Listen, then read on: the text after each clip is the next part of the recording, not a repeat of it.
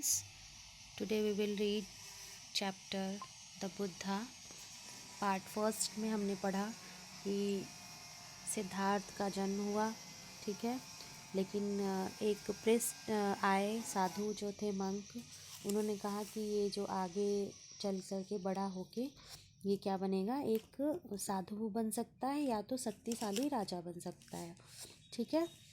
लेकिन राजा जो है बहुत अपसेट हो गए, बहुत दुखी हो गए उनके इस बात से, क्योंकि उनको लगा कि वो चाहते थे कि मेरा बेटा जो है मेरी तरह एक शक्तिशाली राजा बने। लेकिन जब उन्होंने ऐसी बात कही कि या तो ये राजा बनेगा बहुत अच्छा, और या तो क्या बनेगा, ये एक बहुत बड़ा ग्रेट मंक बनेगा, ठीक है। ये सुन के अपसेट होने के बाद फिर उन्होंने घर पे ही उन्हें सारी सुख सुविधाएं दी, सिद्धार्थ गौतम को।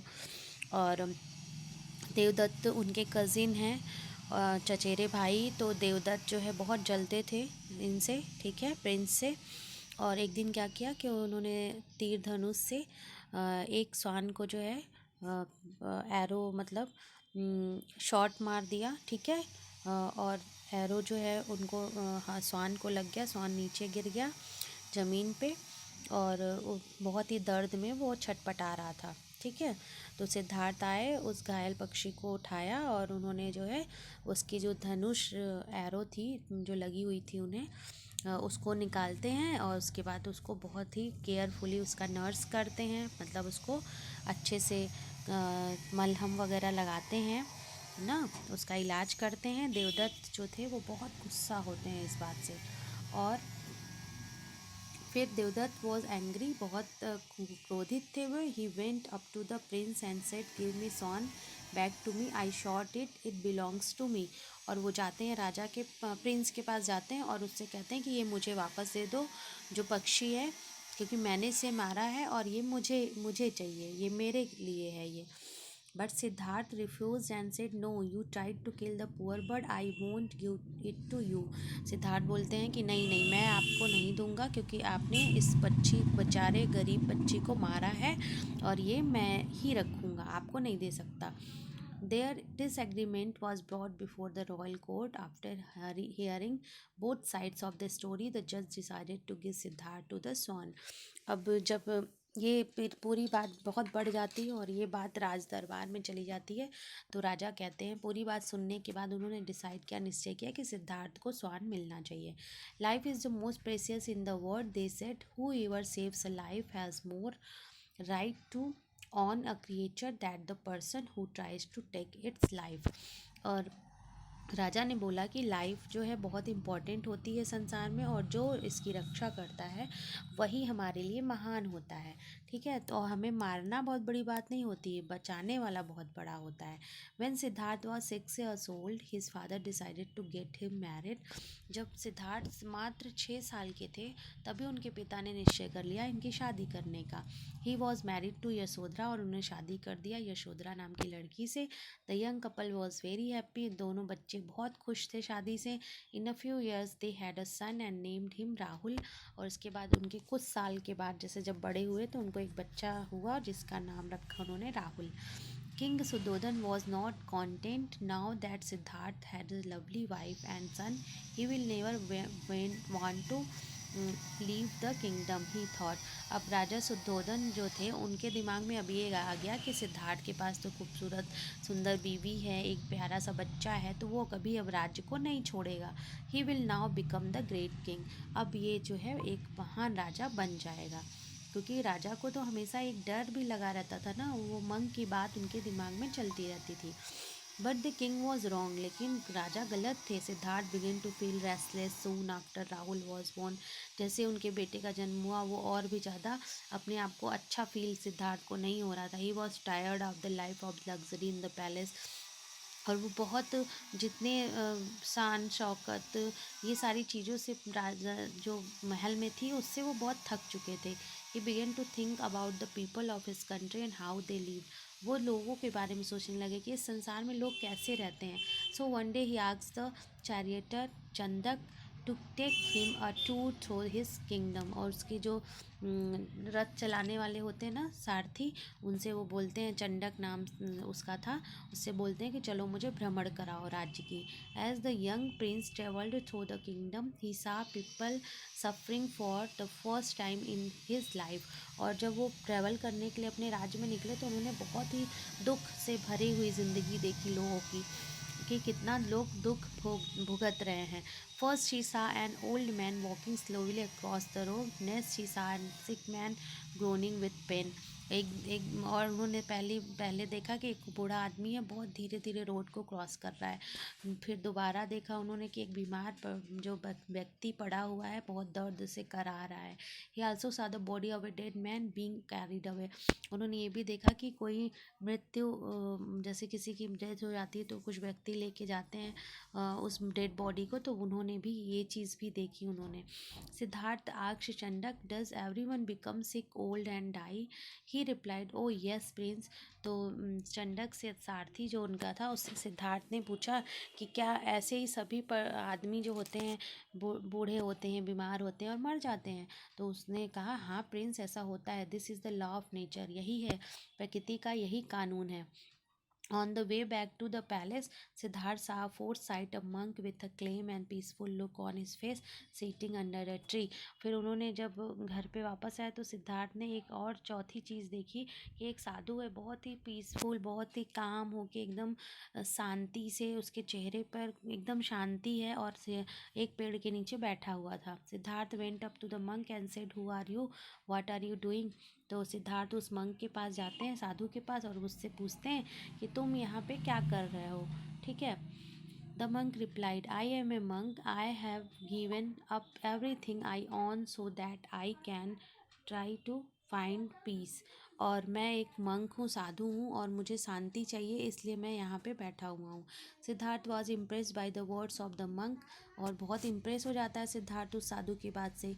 ही went back to the palace and began to think. वो वापस महल जाता है और सोचने लगता है। He now knew that why he had been restless. उसे अब समझ में आ गया था कि वो क्यों इतना परेशान है। ही was not happy with the wealth and comfort of the palace. वो बहुत ही ज़्यादा यहाँ के पैसे रुपए और आराम की व्यवस्था से महल के बहुत ज़्यादा खुश नहीं था। He had seen people suffering and he wanted to help them find peace. He wanted to become a monk. और वो जो है, लोगों की जो दुख दर्द था जो उसने बाहर देखा था, वो उसको ख़त्म करना चाहता था, उन्हें शांति देना चाहता था, और अब वो एक मंक बनना चाहता था। उसके दिमाग में भी ये चीज़ें आ गई थी। After much thought he the prince decided to leave his family. और क्या होता है कि बहुत सोचने के बाद उसने निश्चय किया कि वो इस घर परिवार को छोड़कर चला जाएगा। One night after Yashodhara and Rahul had gone to sleep he crept out of the palace. और एक रात क्या होता है कि यशोधरा और उसकी बीवी और वाइफ और राहुल जो है इसका बेटा सो रहे होते हैं, वो घर से बाहर, पैलेस से बाहर निकल जाता है। Before living he looked at the both of them much kindness. जब छोड़ता है अपने घर परिवार को तो बहुत ध्यान से उन दोनों को देखता है। ही केप्ट, बहुत ही दयालुता से देखता है। He knew that he was not going to see them again for many years. और उससे पता था कि अब वो जा रहा है तो इतनी जल्दी अब उन लोगों को वापस नहीं देख पाएगा कई सालों तक। Siddhartha rode with Chandaka to a place outside his kingdom. Siddhartha के साथ वो चंडक भी था। उसने एक अच्छे राज्य से बाहर उस सिद्धार्थ को पहुंचा दिया। There he took off his princely clothes and exchange them with the beggars. He also cut off his long hair. और उसने क्या किया, वहाँ पे सारे जो जैसे राजा महाराजा के कपड़े होते हैं वो सारे कपड़े वहाँ पे निकाल के एक भिखारी के कपड़े पहन लिए और अपने बाल, लंबे बालों को भी कटवा दिया। Then he told Chandaka, tell my father that I have given up the kingdom to go in the search of piece.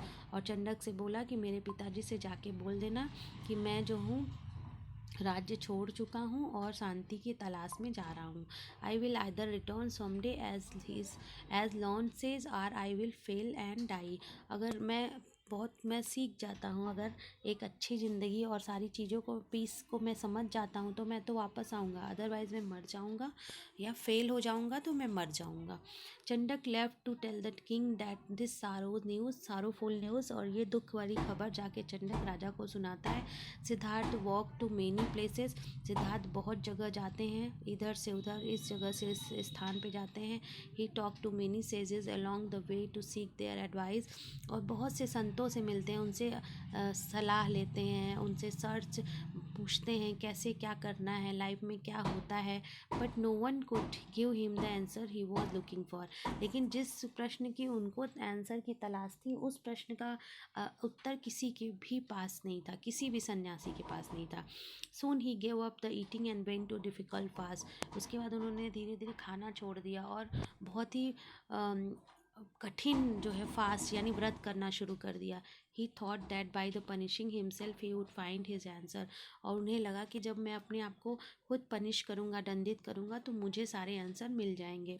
But the lack of food made him weak and he become seriously ill, लेकिन जब आप खाना नहीं खाओगे तो क्या होता है कि आपके शरीर को वीकनेस हो जाती है बहुत ज़्यादा।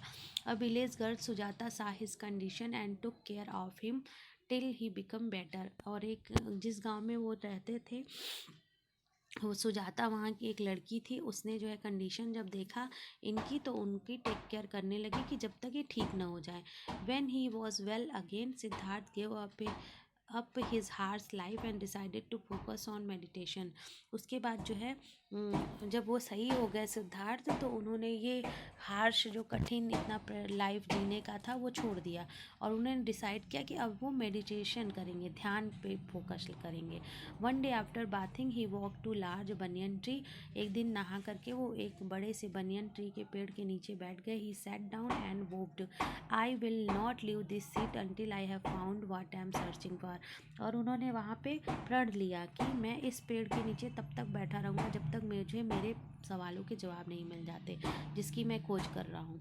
He sat and was lost in thought, और वो बैठ गए और खो गए कल्पना में, विचार में। After several days he opened his eyes, कुछ दिन बाद उन्होंने जब आंखें खोली, he had now found the answer to all his question, और कुछ दिन बाद उनको अपने क्वेश्चंस के जो है आंसर मिल चुके थे।